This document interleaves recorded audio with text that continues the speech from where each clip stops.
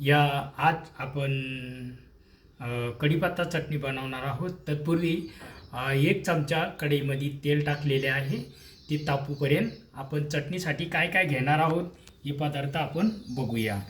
या ठिकाणी शेंगदाणा पावडर घेतलेली आहे, या ठिकाणी तिळाची पावडर घेतलेली आहे, या ठिकाणी धणे आहेत, हिंग आहे, जिरे आहेत, हळद आहे, मोहरी आहे आणि लाल तिखट स्वाद अधिक वाढवण्यासाठी आपण या ठिकाणी बडीशेप घेतलेली आहे। पुढे आलं लसूण पेस्ट आहे, 1 वाटी खोबरं आहे आणि हे आहे मीठ।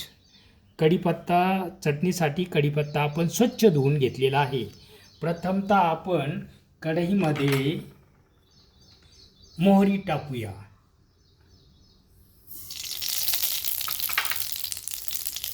मोहरी चांगली तडतडत आहे।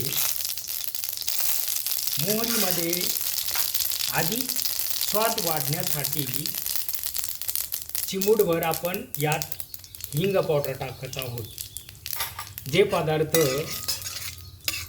भाजण्यासाठी उशीर लागतो ते नंतर टाकायचे असतात आणि जे पटकन भाजतात ते लवकर टाकायचे असतात।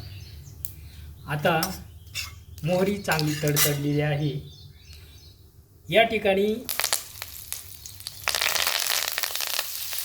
1 वाटी आपण कढीपत्ता घेतलेला आहे, तो चांगला खमंग होईपर्यंत भाजून घ्यायचा।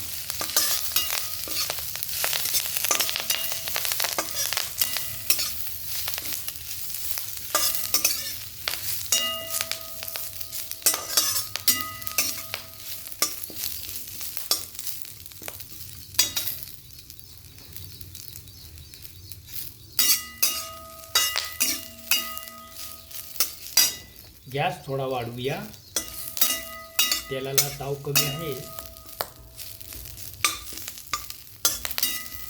खमंग वास येऊपर्यंत भाजायचा।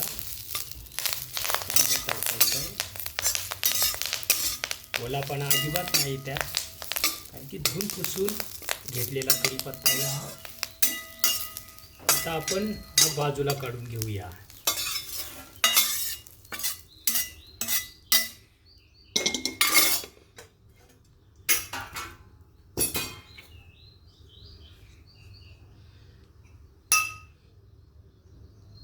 दोन चमचे आपण पुन्हा तेल टाकूया, थोडंसं जास्त घेतो। 3 चमचे तेल झालेलं आहे। आता आपण हा कढीपत्ता बारीक पिसून घेतलेला आहे आणि तो आता आपण टाकत आहोत।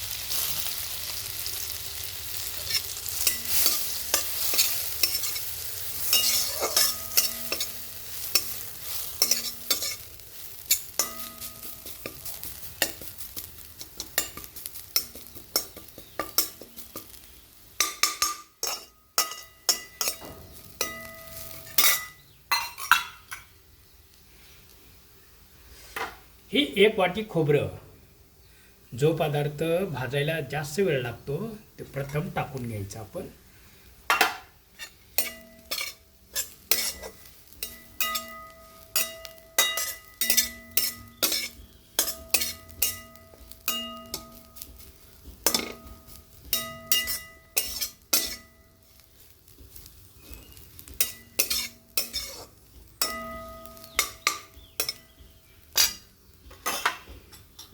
एक चमचा जिरे, 1 चमचा जिरे टाकलेलं आहेत आपण। त्यानंतर 1 चमचा हळद टाकत आहोत आपण। अधिक स्वाद वाढवण्याकरता इथे चिमूटभर हिंग टाकत आहोत। त्यानंतर 1 चमचा धने टाकत आहोत। या ठिकाणी 1 वाटी आपण शेंगदाण्याचा कूट घेतलेला आहे, चांगलं मर्ज करून घेऊया आपण। या ठिकाणी 1 वाटी शेंगदाण्याचा कूट आपण आपण टाकलेला आहे. चांगलं मर्ज होऊ द्यायचं, भाजू द्यायचं. तत्पूर्वी ते भाजूनच घेतलेले आहे, पण पुन्हा एकदा आपण भाजूया. मस्त रिमिक्स कलर दिसतोय, छान वाटतंय बघताना. यानंतर ही तिळाची पावडर आपण टाकत आहोत. ही देखील 1 वाटी आहे.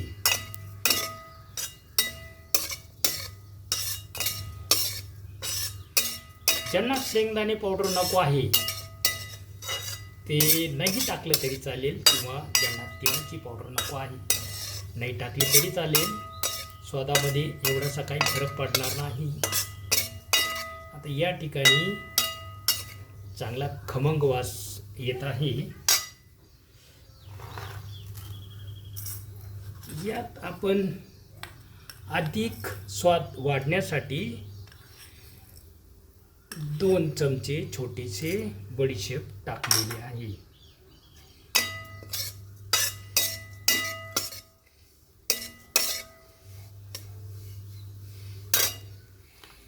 ज्या पदार्थांचा स्वाद टिकून राहावा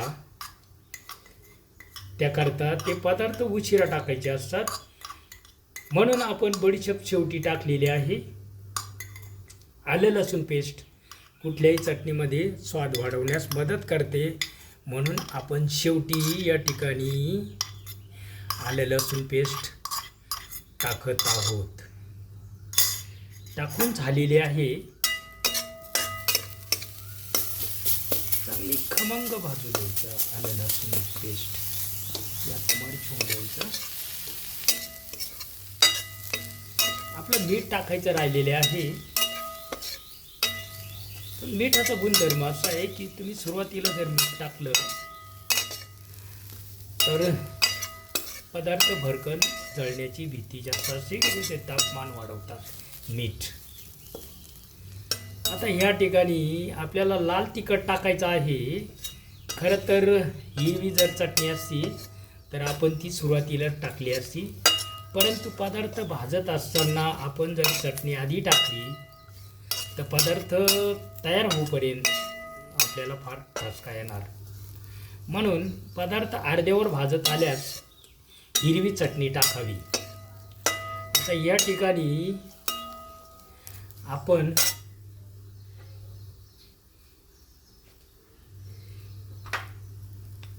मीठ घेणार आहोत. हे छोटेसे 2 चमचे घेतलेले आहेत. आपण यांना मर्ज करूयात, एकजीव करूया. चटणी चांगली भाजत आलेली आहे. आता यानंतर शेवटी आपण लाल तिखट टाकणार आहोत. ते आपल्या आवडीनुसार, की आपल्याला किती प्रमाणात तिखट चटणी बनवायची आहे. या ठिकाणी 2 टाकून झालेले आहेत. हा 3रा चमचा आपण टाकलेला आहे.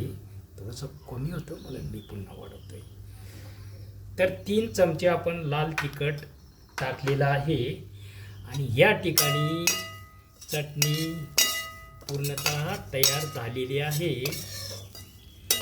तर आपण ही चांगल्या प्रकारे मर्ज करूया आणि जेवणाबरोबर या चटणीचा स्वाद घेऊया. धन्यवाद.